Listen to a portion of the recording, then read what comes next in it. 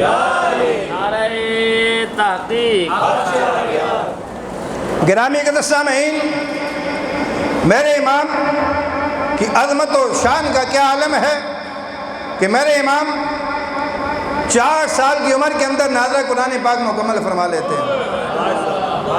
और ख़ुद आपके खादिम, आपके मुरीद इरफान कादरी रज़वी फरमाते हैं, आज़ाद फरमाते हैं कि मेरी उम्र 3.5 साल थी, एक अरब के बुज़ुर्ग आए और मेरे साथ फसीह व बलीग अरबी के अंदर गुफ्तगू फरमाने लगे, तो मैंने भी फसीह व बलीग अरबी के अंदर उनके साथ गुफ्तगू की। जिस इमाम के बचपन का आलम यह है, उस इमाम की जवानी का आलम क्या होगा। हज़रत गिरामी कादर और 6 साल की उम्र है तो मेरे इमाम ने 2 घंटे मिलाद मुस्तफ़ा पे गुफ्तगू फरमाई है। आज 6 साल का बच्चा देख लो, गुफ्तगू करनी भी नहीं आती, और मेरा इमाम हुज़ूर के मिलाद पे 2 घंटे गुफ्तगू फरमा रहा है। 8 साल की उम्र के ऊपर 8 साल की उम्र के अंदर हदायत नाब के ऊपर आशिक़ लिख रहे हैं। मेरे इमाम अहले सुन्नत मुजद्दिद दीन व मिल्लत, आप 13 साल और 10 माह की उम्र के अंदर तमाम मुरव्वजा उलूम को जो है वो मुकम्मल फरमा लेते हैं और मुफ्ती आज़म बनते हैं। जिस दिन पहला फतवा लिखते हैं उसी दिन आपके ऊपर नमाज फ़र्ज़ होती है, रोज़ा फ़र्ज़ होता है। गिरामी क़दर सामीन, इमाम अहले सुन्नत को अल्लाह ने अज़मत और शान अता फरमाई। हज़रत गिरामी कादर और आले बैत तार का अदब सिखाया है, तो हमें सहाबा के बार के ज़रिए बिलवास्ता या सहाबा की जमात ने सिखाया है, या फिर औलिया उम्मत के अंदर हज़ूर इमाम अहले सुन्नत ने हज़ूर की आल का अदब हमें बताया है। हज़रत गिरामी कादर बरेली शरीफ के अंदर ही एक मकाम पे आपकी तशरीफ़ आवरी थी। बरेली शरीफ का पुराना महल्ला नवाज़ के अंदर मौजूद है, और उस महल्ले के अंदर चहल पहल है और तैयारियाँ उरूज पे हैं। पूछा गया इस्लाम की अज़ीम शख्सियत हज़रत इमाम अहले सुन्नत तशरीफ़ ला रहे हैं। कहाँ से आ रहे हैं? बरेली से। एक शख्स ने इतराज़ किया, भाई इस महल्ले से उस महल्ले में जाना है, वो तो दिन में कई बार आ सकते हैं। इतना एहतिमाम, इतना इंतज़ाम, और उनके लिए पालकी लाई गई और पालकी के अंदर सवार करके इतने इज़ाज़ व इकराम के साथ ले जाया जा रहा है। वजह क्या है? बताया गया यह वो हस्ती है जो अपने दौलत करने से निकलती नहीं है, निकलती उसी वक्त है जब खाना खुदा में जाती है, रब की इबादत के लिए 5 वक्त, या फिर जब इश्क तड़पाता है। इसके अलावा सारी ज़िंदगी जिनका मशगला, जिनका काम दीन मुस्तफ़ा की आबियारी है, तारीर और तस्नीफ़ है, और उसके अलावा और आपका कोई काम नहीं। हज़रत गिरामी कादर, जब आपके ग़ुलामों ने, आपके अक़ीदतमंदों ने आपको पालकी में बिठाया, कहारों ने पालकी उठाई, अभी चंद कदम चले थे, साथ उस शाह का हुजूम है, तो मेरे इमाम अहले सुन्नत की आवाज़ आई, पालकी रख दो। पालकी रख दी गई। आप बाहर निकले, फरमाया, कहारो मुझे बताओ तुम में से आले रसूल कौन है? मुझे तने जाना की खुशबू महसूस हो रही है। यह है बरेली का ताजदार। अरे सदियाँ बीत गई, जिसे मुस्तफ़ा करीम की आल के शहज़ादे से कमले वाले की माँ कहती हो, वो इमाम मोहम्मद रज़ा आले रसूल की ताज़ीम नहीं करेगा तो कौन करेगा?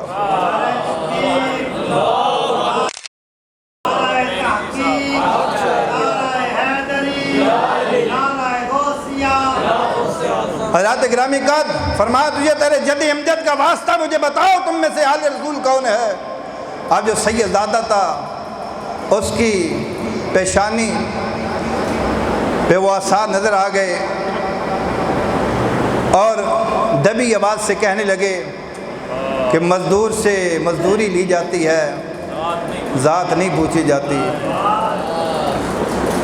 आपने मेरे जद्द अमजद का नाम लेकर मेरा सरबस्ता राज फाश कर दिया है।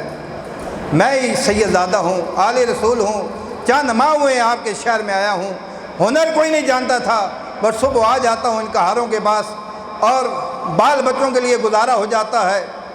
अब दुनिया ने देखा कि दुनिया इस्लाम का अज़ीम फरमारवा पूरे बड़े सगीर पाक हिंद के अंदर नहीं, अरब व अजम के अंदर जिसका तोती बोलता है, जैसे आली अरब भी अपना इमाम मानते हैं, वक्त का मुजद्दद मानते हैं, آج زبان سے آل رسول کی محبت کا دعویٰ کرنا آسان ہے، پھر دنیا نے دیکھا کہ دنیا اسلام کا شیخ الاسلام والمسلمین ہے، اور اس کی دستار ایک غریب سید زادے کے قدموں میں ہے، اور معافی کا خواستگار ہو رہا ہے کہ اے تاجدار کائنات نے پوچھ لیا کہ میرے ناظرین اس لیے تھا کہ احمد رضا تم اس کے اوپر سواری کرو، میری غیرت کا اے آل رسول کے شہزادے مجھے معاف کر دے۔ کئی بار معافی منگوائی لیکن پھر بھی محبت نہ مانی، عشق نہ مانا۔ اب اس طرح منا رہے ہیں جس طرح کوئی اپنے محبوب کو مناتا ہے، وہ انداز ہی نرالا ہے، وہ امام سنت کی ادائیں نرالی ہیں، اور عرض کرتے ہیں میری تشفی تب ہوگی، میری تسلی تب ہوگی کہ اب تم اس پالکی میں بیٹھو گے۔ احمد رضا جو ہے پالکی اپنے کاندھوں پہ اٹھائے گا، پھر دنیا نے دیکھا کہ پالکی میں وہ سید زادہ بیٹھا ہے، وہ مزدور بیٹھا ہے، اور وقت کا امام اس پالکی کو اپنے کاندھوں پہ اٹھا رہا ہے۔ حضرات گرامی قدر، اس لیے تو میرے ماں نے فرمایا تیری نسل پاک میں ہے بچہ بچہ نور کا، تو ہے عین نور، تیرا سب گھرانہ نور کا۔ نعرہ تکبیر، نعرہ رسالت، نعرہ تحقیق، نعرہ حیدری، نعرہ غوثیہ، عظمت و شان مصطفیٰ، عظمت و شان امام محمد رضا، تاجدار ختم نبوت۔ گھر میں ایک سید زادے رکھے گئے امور خانہ داری کے لیے، پتہ نہیں تھا سید زادہ ہے۔ جب پتہ چلا تو میرے امام نے فرمایا ان سے کام نہیں لینا، یہ سید زادے ہیں جو خدمت مقرر کیا ہے، انہیں بطور نظر پیش کرنی ہے، ان سے کام نہیں لینا، یہ سرکار کی آل کا شہزادہ ہے۔ میں نے کہا آل رسول کا ادب سیکھنا ہو تو پھر بریلی کے تاجدار سے سیکھو، اب ویسی تمہیں تکلیف ہو تو ہمارے پاس اس کا علاج کوئی نہیں۔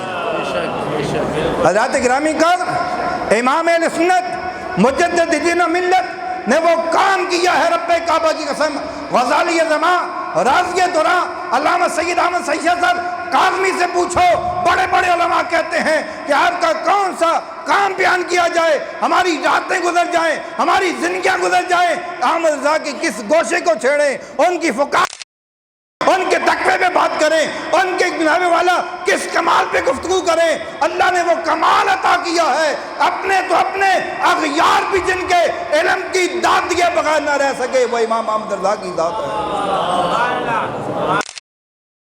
حضرات گرامی قدر، حرمین شریفین کے علماء جن کی عظمت کے قائل ہیں، آپ کی سواری کے ساتھ علماء دوڑتے آ رہے ہیں، اپنی اسناد پیش کر رہے ہیں کہ مول لگائیں۔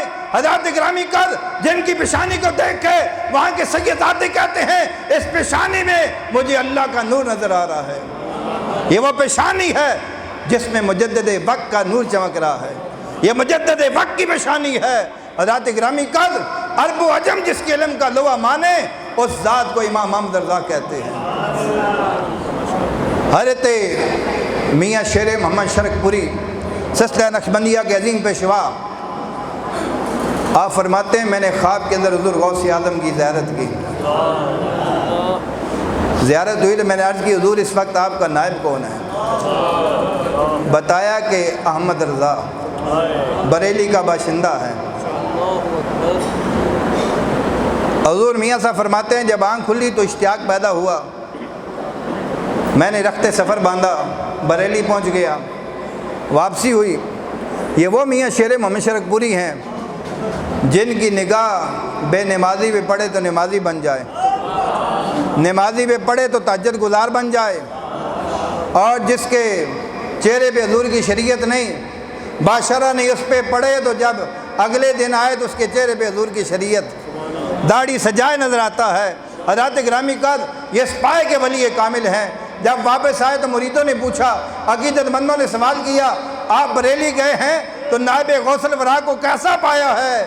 تو میاں صاحب فرماتے ہیں جیسا غوث اعظم نے بتایا تھا میں نے ویسا ہی پایا ہے۔ فرمایا میں نے یہ محسوس کیا ہے کہ پردے کے پیچھے بولنے والا کوئی اور ہے، لکھنے والا احمد رضا ہے۔ میاں صاحب فرما رہے ہیں بولنے والے آقا نامدار ہیں، لکھنے والے امام اہل سنت ہیں۔ حضرات گرامی قدر، کون امام اہل سنت؟ مجدد دین و ملت، جو اپنے وقت کے وہ ولی کامل ہیں۔ آپ کے غلام امجد علی کو شکار پہ گئے تو نشانہ غلط ہو گیا، غلطی سے ایک شخص کو گولی لگی، وہ فوت ہو گیا۔ اب آپ کے اوپر پرچہ کٹ گیا، سزا ہو گئی، سزائے موت۔ آپ کے غلام آپ کے پاس حاضر ہوئے، حضور آپ کے خادم خاص، آپ کے مرید کو پھانسی ہو گئی ہے، دعا کریں اللہ رہائی عطا فرما دے۔ میرے امام فرماتے ہیں ہم نے اسے رہا کر دیا ہے، ہم نے اسے رہا کر دیا ہے۔ اب جب وہ واپس آئے بتایا، جب امجد علی کو پتہ چلا اب پیر بھی ایسا ہو پھر مرید بھی ایسا ہو۔ مرید کا اعتقاد دیکھو، جب امجد علی نے یہ بات سنی کہ میرے شیخ نے کہہ دیا کہ ہم نے رہا کر دیا، وہ حشاش بشاش، پہلے غم کے اثار تھے، پہلے مغموم تھا، پریشان تھا۔ جب یہ بات سنی کہ میرے شیخ نے فرما دیا ہے تو اب سارا غم دور ہو گیا، حشاش بشاش ہے۔ جو بھی ملنے کے لیے آتا ہے کہتا ہے غم نہ کرو، اس دن میں گھر میں آ کے جو ہے تمہارے ساتھ ملاقات کروں گا۔ پھانسی سے چند دن قبل عزیز و اقربا آئے، ملے، انہوں نے افسوس کا اظہار کیا، انہوں نے کہا پریشان کی ہوتے ہو، میں گھر آ کے تم سے ملاقات کروں گا۔ اب پھانسی والے دن والدہ آئی، اب آخری ملاقات سمجھ گئے، ماں کی ہچکی بند گئی، ماں رو رہی ہے، بیٹا کہہ رہا اماں جان روئے نہیں، گھر جا کے ناشتہ تیار کریں، میں نے گھر آ کے ناشتہ کرنا ہے۔ ایسا اعتقاد۔ اب جب وہ دن آیا، والدہ مل کے چلی گئی۔